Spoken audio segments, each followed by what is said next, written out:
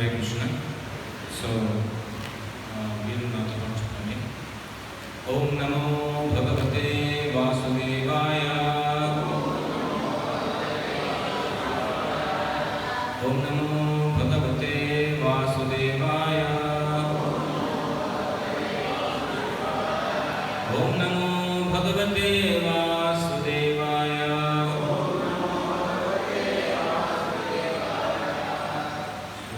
శ్రీమద్ భగవద్గీత 4వ అధ్యాయము శ్లోకము 7.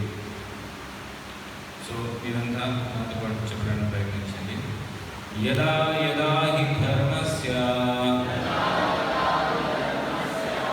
యదా యదా హి ధర్మస్య గ్లానిర్భవతి భారత గ్లానిర్భవతి భారత అభ్యుత్థానం ధర్మస్య అభ్యుత్థానం ధర్మస్య తదాత్మానం సృజామ్యహం తదాత్మానం సృజామ్యహం. యదా యదా హి ధర్మస్య గ్లానిర్భవతి భారత అభ్యుత్థానం ధర్మస్య తదాత్మానం సృజామ్యహం.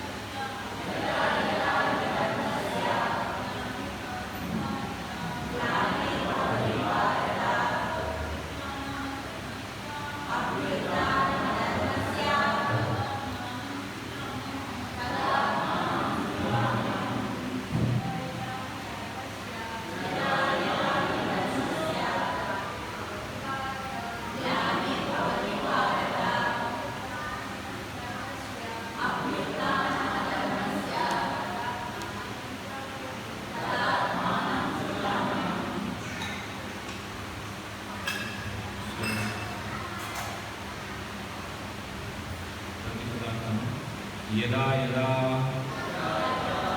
ఎప్పుడెప్పుడు మరియు ఎక్కడెక్కడ ఈ నిశ్చయముగా ధర్మస్య గ్లాని హాని భవతి కలుగును. భారత ఓ భరతవంశీయుడ, అభ్యుత్థానం వృద్ధి చెందును. అధర్మస్య అధర్మం తదా ఆ సమయంలో ఆత్మానం స్వయముగా సృజామి అవతరించును. అహం నేను.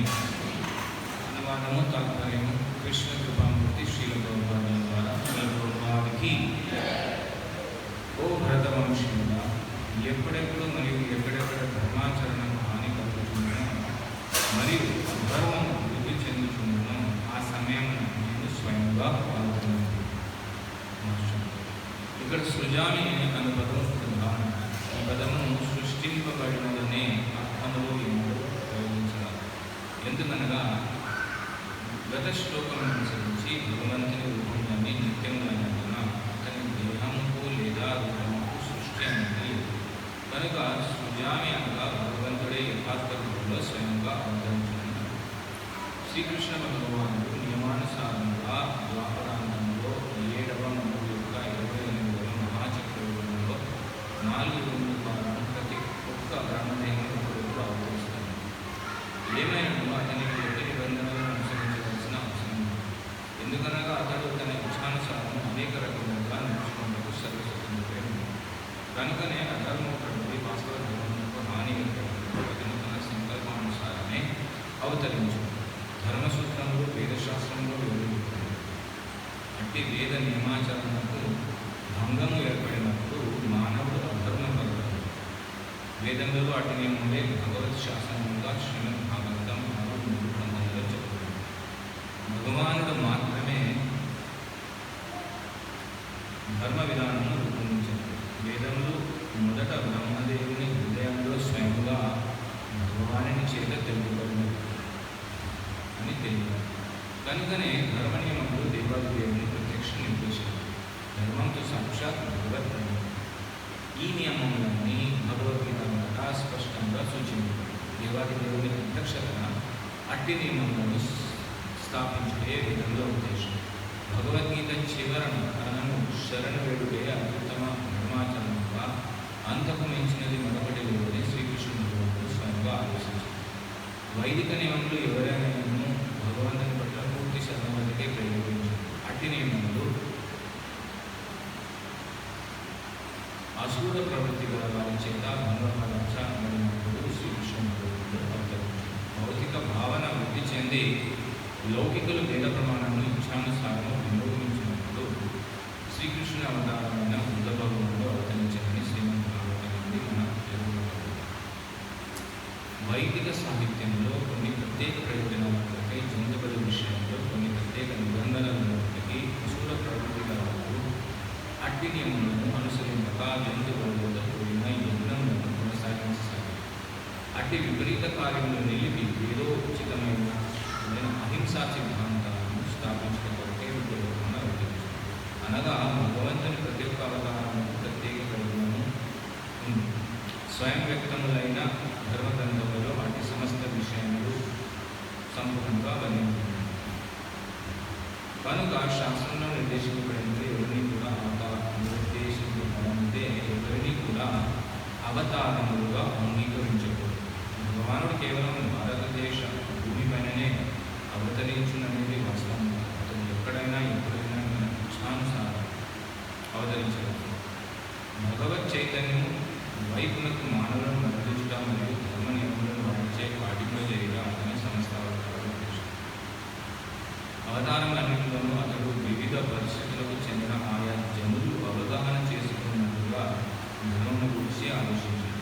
కొన్నిసార్లు అతడు స్వయంగా అవతరించను, కొన్నిసార్లు అతడు తన ప్రామాణిక ప్రతినిధి పుత్రుని రూపంలోను సేవకుని రూపంలోనూ పంపును. తానే స్వయంగా దృఢమైన జన్మ రూపంలో అవతరించాడు. భగవద్గీత సిద్ధాంతంలో అర్జునులకు మరియు అత్యుత్తమ బుద్ధిశాలులైన ఇతర మానవుల కొరకై ప్రవేశించారు. ఎందుకనగా ప్రపంచంలోని ఇతర ప్రాంతంలోని సామాన్య మానవులతో పోల్చి సూచించో అర్జునుడు ఉపయోగం సాధించినవాడు. 2ను 2తో కలిగించో 4 అనేది ప్రాథమిక గ్రంథం. ఉన్నత తరగతి గణితములకు సంబంధించిన వ్యక్తులను విని అదే వర్తించారు. ఏమైనా గణితంలో కూడా ప్రాథమిక ఉన్నత అల్ప ప్రమాణం నుంచే వేరు. అట్లే భగవాన్ అన్ని అవతారాలను ఒకే రకమైన ధర్మ సిద్ధాంతాన్ని బోధించారు. కానీ భిన్న పరిస్థితులను అనుసరించి అవి ప్రాథమికంగా లేక ఉన్నతంగా గమనించారు. తరువాత వివరింపబడినట్టుగా వర్ణాశ్రమ ధర్మాలకు సంబంధించి ఉన్నత సిద్ధాంతము 4 ఆశ్రమాలను సమాజంలోని 4 వర్ణములను అనుబంధించడంతో కారణమైంది. అనగా సర్వత్రా కృష్ణ చైతన్యము జాగ్రత్తపరిస్తే అవతారం నుండి ఉద్దేశం. కానీ అట్టి చైతన్యం భిన్న పరిస్థితులను అనుసరించి కొన్నిసార్లు వ్యక్తమవుతుంది, కొన్నిసార్లు అవ్యక్తమవుతుంది.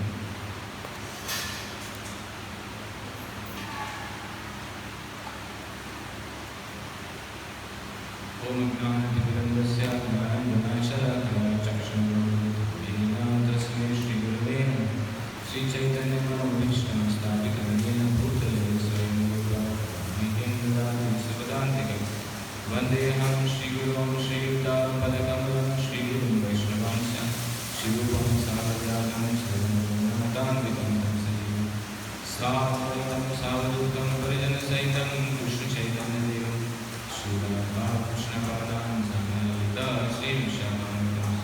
హే కృష్ణ కరుణా సింధు దీనబంధు జగత్పతే రూపేశ గోపికాకాంత రాధాకాంత తప్త కాంచన గౌరాంగి రాధే బృందావనేశ్వరి విషభానుమతే దేవి ప్రణమామి. వాంఛాకల్పతరుభ్యశ్చ కృపా సింధుభ్యశ్చ పతితానాం పావనేభ్యో వైష్ణవేభ్యో నమో మహావదాన్యాయ కృష్ణ ప్రేమాప్రదాయతే కృష్ణాయ కృష్ణ చైతన్య నామ్నే గురుకుషే పంచతత్వాత్మకం కృష్ణం భక్తరూపస్వరూపకం భక్తావతారం భక్తాగ్రహం నమామి భక్తశక్తికం. నమో విష్ణుపాదాయ కృష్ణప్రేష్ఠాయ భూతలే శుద్ధే భక్తివేదాంత స్వామినే. నమస్తే సారస్వతే దేవే గౌరవాణి ప్రచారిణి విశేషశూన్యవాది పాశ్చాత్య దేశతారిణి. జై శ్రీకృష్ణ చైతన్య ప్రభు నిత్యానంద గదాధర శ్రీవాసాది. హరే కృష్ణ కృష్ణ కృష్ణ హరే హరే హరే రామ రామ హరే. ముఖం కరోతి వాచాలం పంగుం లంఘయతే గిరిం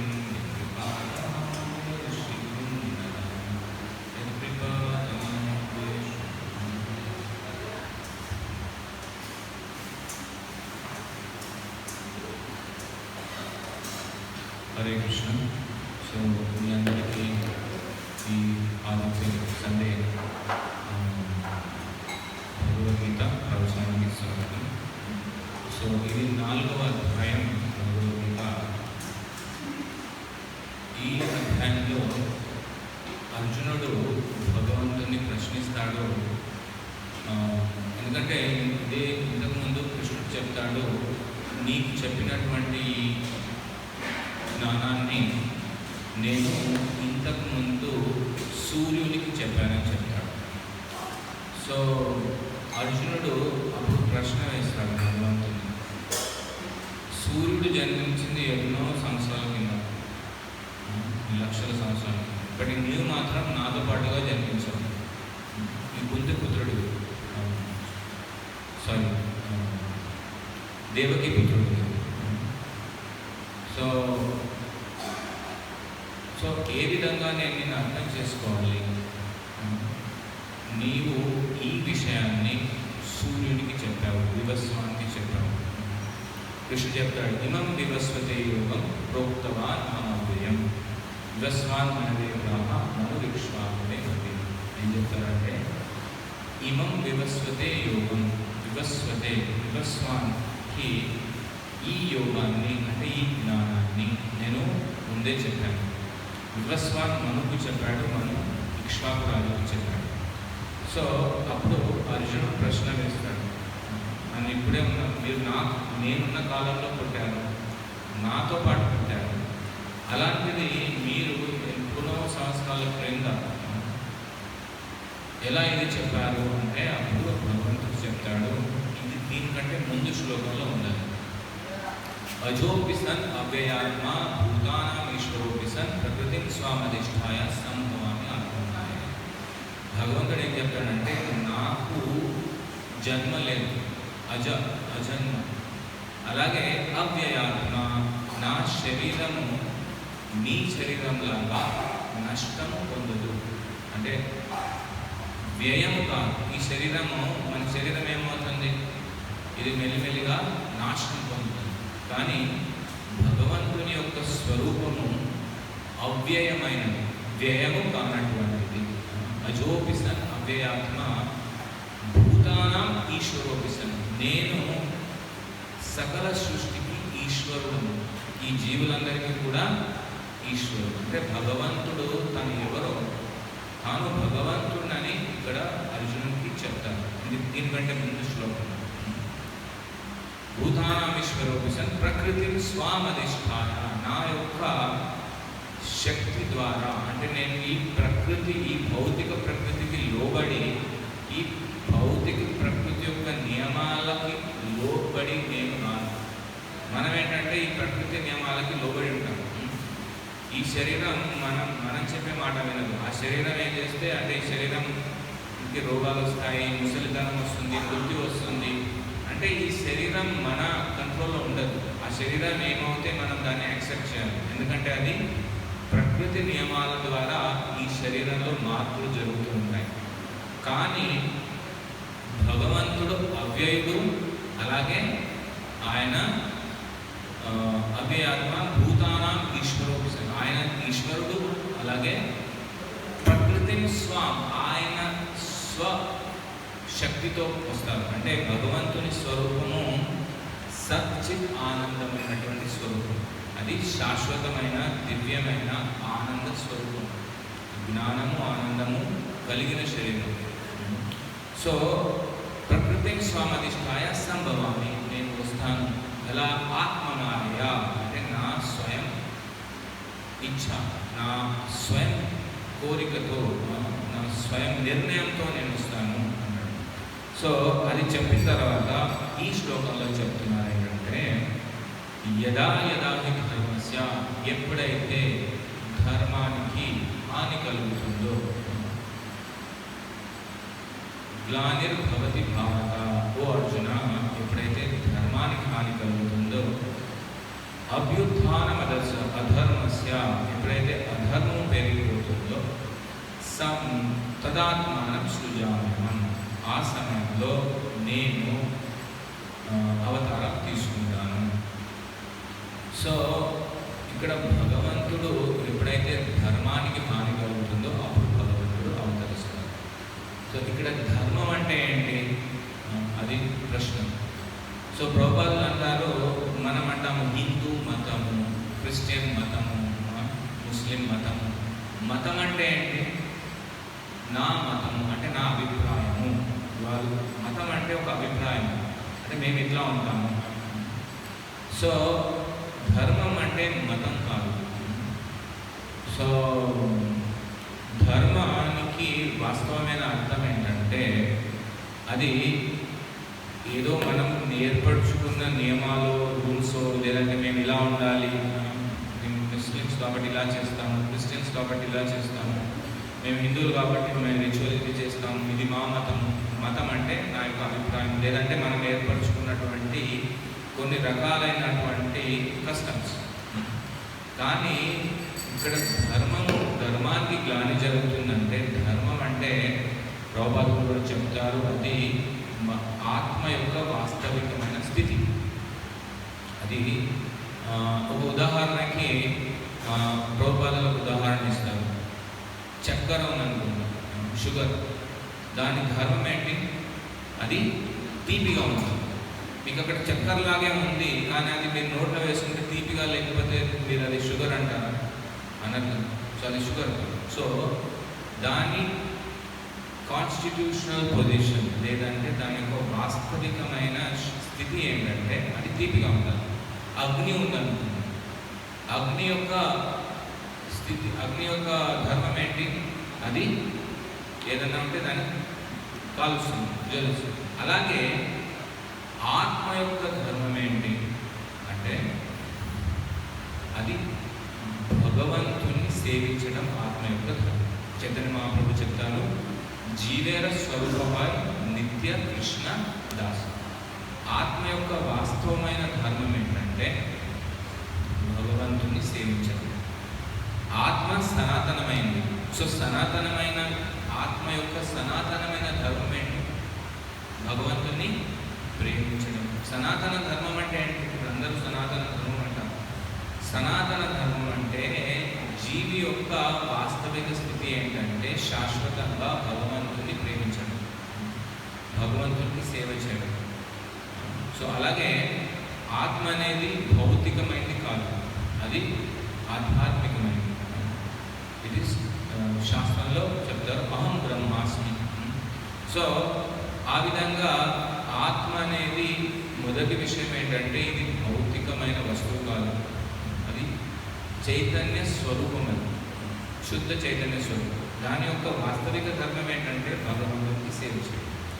అయితే ఎప్పుడైతే ఈ భగవంతుని ప్రేమించడం, భగవంతుని సేవ చేయడం మనం ఆపేస్తాము, దాన్నే ధర్మగ్లాని అంటారు. ఇక్కడ గౌండి ఏమంటున్నాడంటే ధర్మ యదా యదా హి ధర్మస్య గ్లానిర్భవతి భారత. ధర్మానికి ఎప్పుడైతే గ్లాని అంటే హాని కలుగుతుందో, భగవంతుడు ఈ జగత్తు సృష్టించి ఈ జగత్తుకి ఎలా నడవాలని చెప్పి ఎన్నో శాస్త్రాలు ఇచ్చాడు, వేదాలు ఇచ్చాడు, ఉపనిషత్తు ఇచ్చాడు, బ్రహ్మసూత్రాలు ఇచ్చాడు, పురాణాలు ఇచ్చాడు. ఇవన్నీ భగవంతుడి ద్వారా మనకు లభించినటువంటి జ్ఞానం. దాంట్లో మనమెవరు, భగవంతుడెవరు, మనకి భగవంతుడికి ఉన్న సంబంధం ఏంటి, మనం ఏం చేయాలి. భాగవతంలో ధర్మం గురించి సూత గోస్వామి చెప్తారు. సవై పుంసా పరో ధర్మో యథో భక్తి రథోక్షతి అహైకి అప్రతిహత ఏ ఆత్మ సుప్రసిద్ధతి. అంటే శౌనకాది ఋషి, శౌనకుడు మిగిలిన ఋషులందరూ కలిసి సూత గోస్వామికి ప్రశ్నిస్తారు, అన్నిటికంటే గొప్ప చేయవలసినటువంటి కార్యం, మన కర్తవ్యం ఏంటండి అంటే సవై పుంసా పరో ధర్మం. పరధర్మ అంటే అన్నిటికంటే ఉత్తమమైన ధర్మం ఏంటది? యథో భక్తి అధోక్షతి.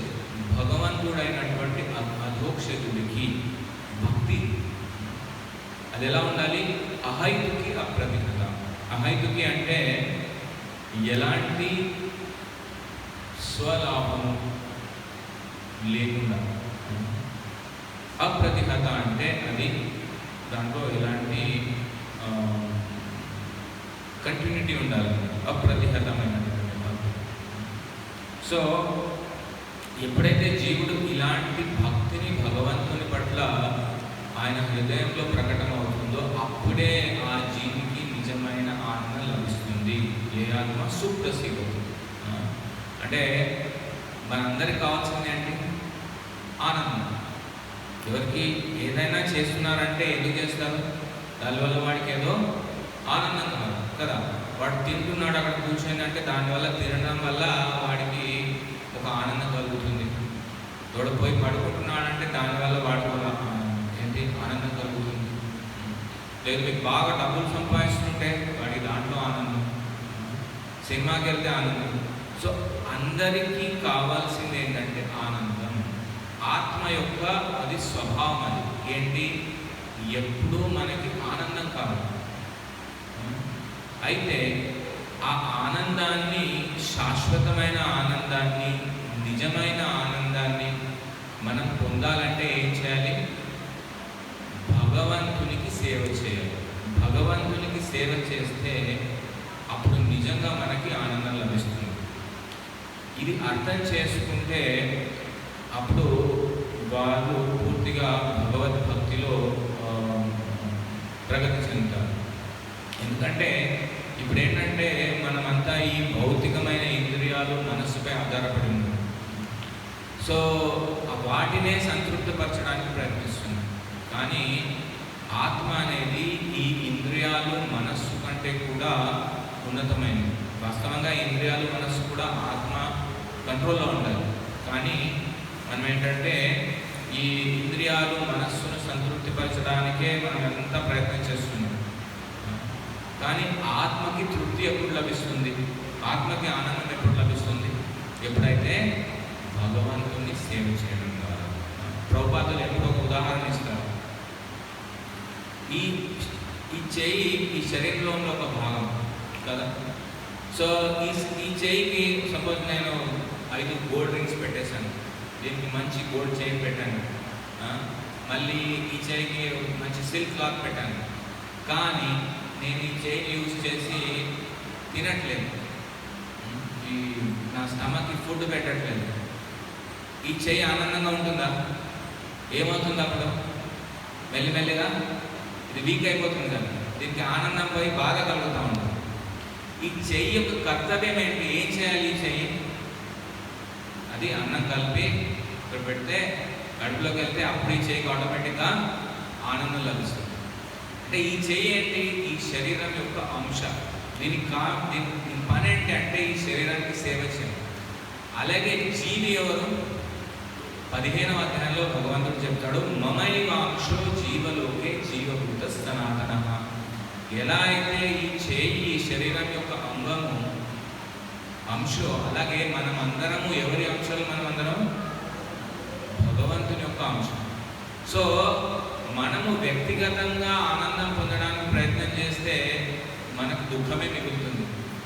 ఎందుకంటే మనం పూర్తిగా భగవంతునిపై ఆధారపడి ఉన్నాం, మనం ఇండిపెండెంట్ కాదు. ఆ ఇండిపెండెంట్ నేచర్తోనే మనం ఇక్కడ చిక్కున్నాం ఈ భౌతిక జగత్తులో. ఎప్పుడైతే జీవుడు భగవంతుడికి సేవ చేస్తాడో, ఎలాగైతే ఈ చేయి ఇక్కడ అన్నం పెట్టడం ద్వారా దీనికి ఆనందం ఎక్కడి నుంచి లభిస్తుంది? దీనికి శక్తి లోపల నుంచే, శరీరం నుంచే దీనికి శక్తి లభిస్తుంది. అలాగే ఎప్పుడైతే ఆత్మ పరమాత్మకి ఏం లేదు, జీవి భగవంతునికి ప్రీతిపూర్వకమైన సేవ చేస్తాడో అప్పుడు ఆత్మలో పూర్తి సంతృప్తి, నిజమైన ఆనందం ఆత్మకి లభిస్తుంది. సో అది నిజమైన ధర్మం, అది ఆ ఆత్మ యొక్క ధర్మం, జీవి యొక్క ధర్మం. జీవేర స్వరూపమై నిత్య కృష్ణదాస్ చైతన్య మహాప్రభు చెప్తాడు, జీవి యొక్క నిజమైన స్వరూపం. ఈ స్వరూపం మనం ఏదో పెట్టుకున్నాం ఇక్కడ, నేను ఇది అది అది అని ఐడెంటిఫికేషన్. కానీ ఇదంతా కొద్ది రోజులే ఉంటుంది, మళ్ళీ ఇంకోటి స్టార్ట్ అవుతుంది, దాని తర్వాత ఇంకోటి స్టార్ట్ అవుతుంది. కానీ శాశ్వతమైన ఆత్మ యొక్క శాశ్వతమైన స్థితి ఏంటంటే భగవంతునిపై ఆధారపడి ఉంది, భగవంతునిపై ఆశ్రయించబడి ఉంది. సో అప్పుడు ఎప్పుడైతే ఈ ఆత్మ భగవంతునికి సేవ చేస్తుందో అప్పుడు ఆత్మకి నిజమైన ఆనందం లభిస్తుంది. సో అది ఎలా మొదలవుతుంది అంటే మనం ఇక్కడ మొదలు పెట్టవచ్చు. ఎట్లా అంటే భగవంతుని నామస్మరణ ద్వారా. మనం ఎప్పుడైతే హరే కృష్ణ కృష్ణ కృష్ణ హరే హరే, హరే రామ రామ రామ హరే హరే, ఎప్పుడైతే ఈ విధంగా భగవంతుని నామాన్ని స్మరిస్తామో ఇది కూడా భగవంతుని సేవ. ఎందుకంటే ఇది భగవంతునికి ఎంతో ప్రీతికరమైనది. ఎవరైనా భగవంతుని నామాన్ని స్మరిస్తే భగవంతునికి ఆనందం కలుగుతుంది. సో ఈ నామం అంటే స్వయంగా భగవంతుడే. మరి భగవంతుడు ఎవరు?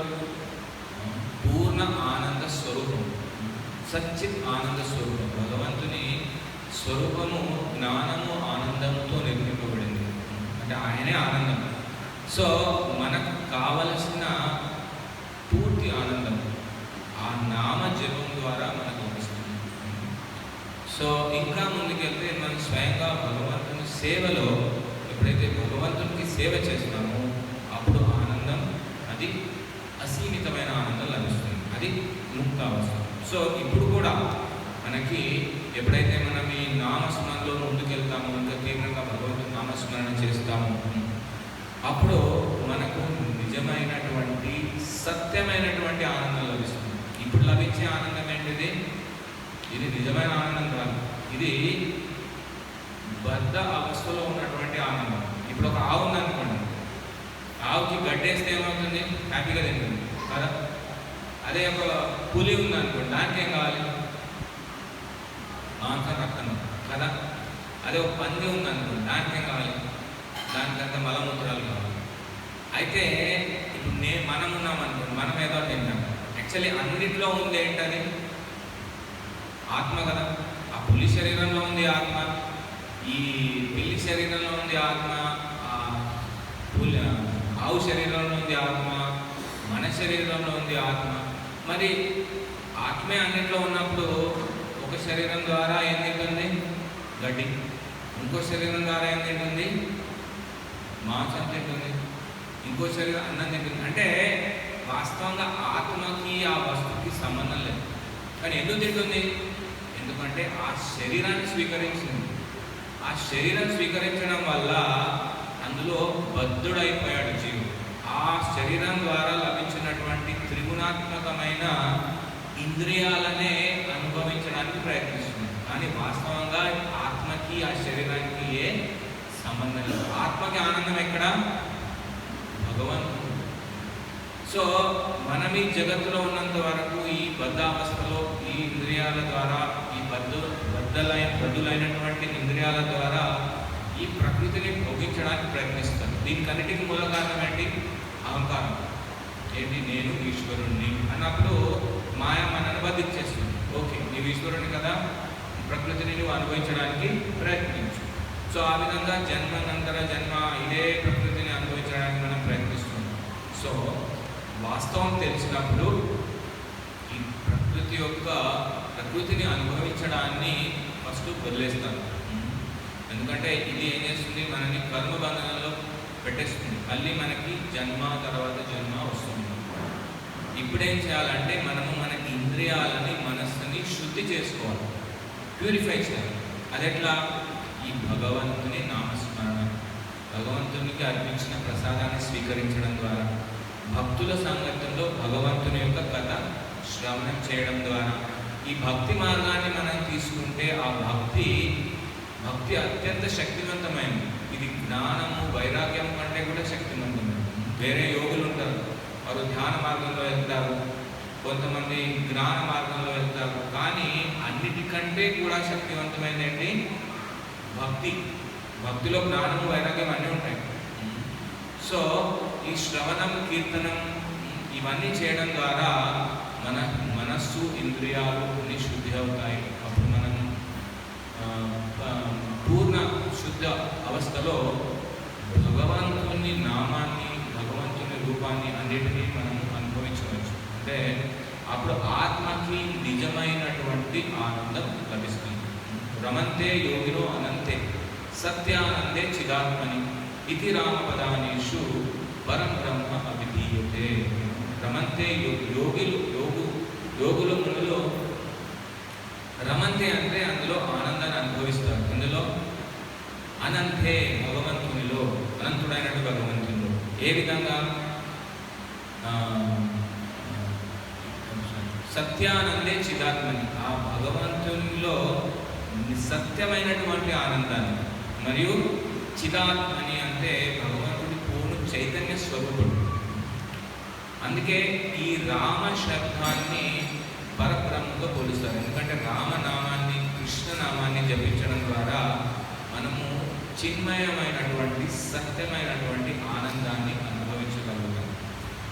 అదే భగవద్గీతలో అదే ఇక్కడ చెప్తారు, ఏహి సంస్పర్శ ఝాభోగా దుఃఖయోనయ ఏవతే ఆద్యంతమంత కౌంతేయ నతేషు రమతే ఉదాహ. బుద్ధిమంతుడైన వాడు ఈ ఇంద్రియ వస్తువులలో పడడు. ఎందుకంటే ఇవి ఆది అంతమైనటువంటి. ఇది ఏంటంటే భౌతికమైన ఆనందం ఏంటంటే మొదలవుతుంది, మళ్ళీ అది ఎండ్ అయిపోతుంది కదా. అది క్షణికమైనటువంటి, శాశ్వతమైనది కాదు. మీకు ఏదైనా నచ్చిన వస్తువులు ఉంది, గులాబ్ జామున్ ఉంది, 1 ఇస్తాను, 2 ఇస్తాను, 10 ఇస్తాను, రోజు పొద్దున, మధ్యాహ్నం, సాయంత్రం అదే ఇచ్చాను అనుకో, తింటారా? తర్వాత చూస్తే పడేస్తాను కాదు. సో ఇక్కడ ఆనందం ఏంటంటే అది తొందరగా అది పోతుంది, దాంట్లో ఉండదు. కానీ భగవంతుని యొక్క లో అనుభవించే ఆనందం అది అక్షయమైనటువంటి సత్యమైనటువంటి చిన్మయమైనటువంటి ఆనందాన్ని మనము భగవంతునిలో అనుభవించవచ్చు. సో మనము శాశ్వతమైన ఆత్మ, సో మనం శాశ్వతంగా ఉండవలసిన వాళ్ళము, ఈ జన్మ మృత్యువు లేకుండా. అలాగే మన యొక్క నిజమైన కోరిక ఏంటంటే మనం ఆనందాన్ని అనుభవించాలని మన కోరిక.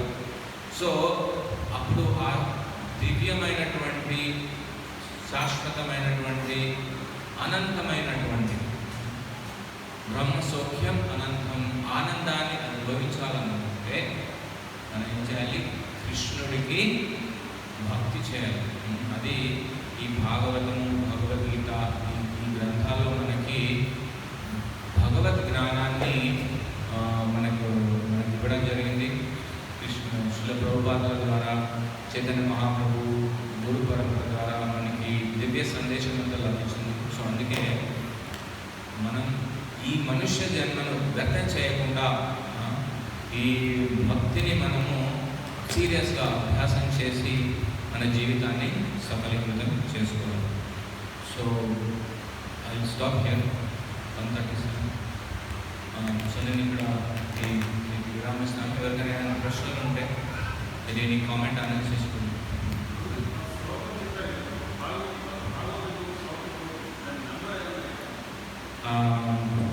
మొదటి స్కందంలో ఉంది, నేను చెప్తాను.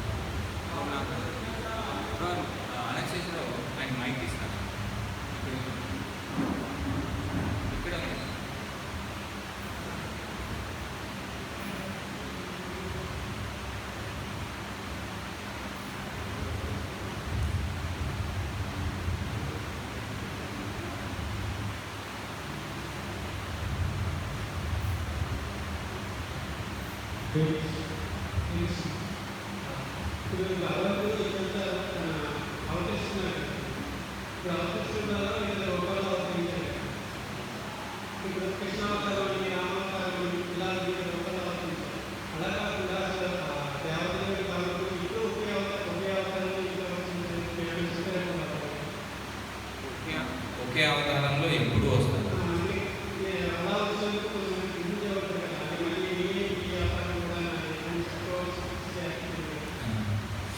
సో ఆ మరో ప్రశ్న ఏంటంటే, భగవంతుడు వేరే వేరే అవతారాల్లో వస్తున్నాడు కదా, ఒకే అవతారంలో రావచ్చు కదా. వాస్తవంగా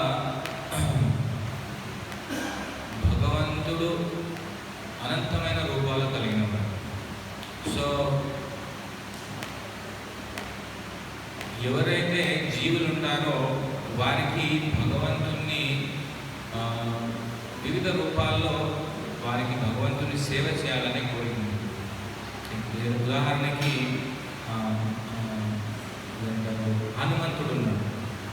సో ఆయనకి ఏంటంటే ఇప్పుడు రామచంద్రుని, భగవంతుని ఆ రామచంద్ర రూపం అంటే ఆయనకి ఎంతో ఇష్టమైన రూపం. సో అలాగే బృందావనంలో గోపికలు ఉన్నారు, గోపబాలు ఉన్నారు. వాళ్ళందరికీ భగవంతుని యొక్క కృష్ణ స్వరూపం అంటే వారికి ఇష్టం. సో ఆ యొక్క వారి యొక్క ఈ కోరిక ఏ విధంగా భగవంతుని వాళ్ళు సేవించాలనుకుంటున్నారు అంటే ఒక సెంటిమెంట్ ఉంటుంది అందరికీ, ఈ రూపంలో భగవంతుని నేను సేవ చేయాలి. సో అలా వారికి అలా వివిధమైన భక్తులకు భగవంతుని వివిధమైన రూపాల్లో వారికి అలా పూజించాలనే కోరిక ఉంటుంది. అందుకే భగవంతుడు అనేకమైన అవతారాలు ఆయన తీసుకుంటాడు. సో అయితే ఎప్పుడెప్పుడైతే భగవంతుడు ఇక్కడ ఈ భౌతిక జగత్తులో ఉన్న మనం ఉద్ధరించడానికి భగవంతుడు స్వయంగా అవతరిస్తూ ఉంటాడు. లేదంటే ఆయన యొక్క రిప్రజెంటేటివ్స్ అంటే ఎవరైనా ఆచార్యులు, రామానుజాచార్య, మాధవాచార్య, లేదంటే శ్రీల ప్రభుపాదులు, లేదంటే శక్తి ఆవేశ అవతారాలు, పరశురాముడు, బుద్ధుడు, ఇలాంటి అవతారాలు. సో మనను ఉద్ధరించడానికే భగవంతుడు ఎన్నో అవతారాలు తీసుకొని ఇక్కడికి వస్తూ ఉంటారు. సో అర్థం చేసుకోవాల్సింది ఏంటంటే మనకి భగవంతునికి ఒక సంబంధం ఉంది. అంటే ప్రతి ఒక్క జీవి భగవంతుని సేవించాలనుకుంటుంది. కానీ అందులో కూడా వ్యక్తిగతంగా మనందరికీ ఒక ఇండివిజువల్ టేస్ట్ అనేది ఉంది.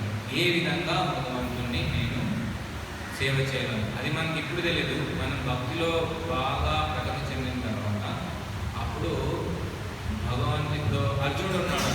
భగవంతుని ఆయన ఎప్పుడు స్నేహితుడుగా ప్రేమించాలనుకుంటాడు. యశోదమ్మ ఆయన పుత్రుడిగా ప్రేమించాలనుకుంటాడు. సో ఆ విధంగా నాకు నీకు ఉన్న వాళ్ళందరికీ ఒక వ్యక్తిగతంగా భగవంతుని ఈ రూపంలో ఈ సంబంధంలో సేవించాలనే మనకి ఒక కోరిక ఉంటుంది. సో అందరినీ సంతృప్తిపరచడానికి భగవంతుడు ఆ విధంగా అనేక రకమైన అవతారాలను తీసుకున్నాడు. సో ఆ అవతారాలన్నీ అదేదో ఒక రోజు తీసుకున్నాడు ముందు లేవని కాదు, అవన్నీ శాశ్వతమైనటువంటి భగవంతుని రూపం. మనకి భగవంతుని తేడా ఏంటంటే నేను ఇక్కడ ఒక్కనే ఇదే సమయంలో నేను 10 ప్లేస్లో ఉండలేను, 10 రూపాల్లో ఉండలేను. కానీ భగవంతుడు ఒక్కడే అయినప్పటికీ అన్ని ప్రదేశాల్లో వివిధమైన రూపాల్లో ఆయనకి చూపే శక్తి సామర్థ్యం కలిగిన అద్వైతం అచ్యుతం అనాది అనంత రూపం. అద్వైతం అంటే వితౌట్ ఎనీ సెకండ్ ఆయన ఒక్కడే అద్వైతం. No other person. అచ్యుతం అంటే ఈ భౌతిక కల్మశాలకి పైన ఉన్నవాడు. అద్వైతం అచ్యుతం అనాది ఆయనకి ఎవరు కారణం కాదు, ఆయనే కారణం. అనంత రూపం అంటే అనంతమైన రూపాలు కలిగి ఉన్నారు. సో ఆ విధంగా భగవంతుడు సర్వశక్తిమంతుడు. ఆయన అనేకమైన దివ్య రూపములు కలిగి ఉన్నవాడు. అవన్నీ ఆధ్యాత్మికమైనవే, అవన్నీ పూర్ణ శక్తి సౌందర్యము భగవద్ గుణాలన్నీ కలిగి ఉన్నాయి. హరే కృష్ణ.